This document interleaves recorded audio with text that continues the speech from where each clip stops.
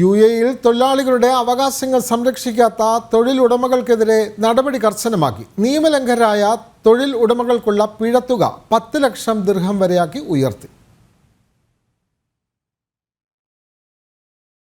പ്രായപൂർത്തിയാകാത്തവരെ ജോലിക്കെടുക്കുക, സാധ്യതയുള്ള പെർമിറ്റില്ലാതെ തൊഴിലാളികളെ നിയമിക്കുക, തൊഴിൽ നൽകാമെന്ന് വാഗ്ദാനം നൽകി രാജ്യത്ത് കൊണ്ടുവന്ന ശേഷം ജോലി നൽകാതിരിക്കുക തുടങ്ങിയ തൊഴിൽ നിയമലംഘനങ്ങൾക്കെതിരെയാണ് കടുത്ത ശിക്ഷാ നടപടികൾ ഉൾപ്പെടുത്തി സർക്കാർ ഫെഡറൽ ഉത്തരവ് പുറപ്പെടുവിച്ചത്.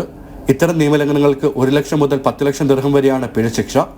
സ്വദേശിവൽക്കരണ ലക്ഷ്യങ്ങൾ നിറവേറ്റുന്നതിനായി ജീവനക്കാരെ നിയമിച്ചെന്ന് വ്യാജരേഖ ഉണ്ടാക്കുന്ന കമ്പനികൾക്കെതിരെ മാനവ വിഭവശേഷി സ്വദേശിവൽക്കരണ മന്ത്രാലയത്തിന്റെ നിർദ്ദേശം അനുസരിച്ചായിരിക്കും സർക്കാർ ക്രിമിനൽ നടപടികളിലേക്ക് കടക്കുക. പിഴത്തുകയുടെ പകുതിയും സ്വദേശികളെ നിയമിച്ചതായി വ്യാജരേഖ ഉണ്ടാക്കിയതിന്റെ പേരിൽ ലഭിച്ച സർക്കാർ ആനുകൂല്യങ്ങൾ തിരിച്ചടയ്ക്കുകയും ചെയ്താൽ കേസ് ഒത്തുതീർപ്പാക്കാൻ മന്ത്രാലയത്തിന് അധികാരമുണ്ടായിരിക്കും. മന്ത്രാലയത്തിന്റെ തീരുമാനത്തെ ചോദ്യം ചെയ്യാൻ കമ്പനികൾ ശ്രമിക്കുന്ന സാഹചര്യത്തിൽ മാത്രമേ കേസ് കോടതിയുടെ പരിഗണനയിലെത്തൂ.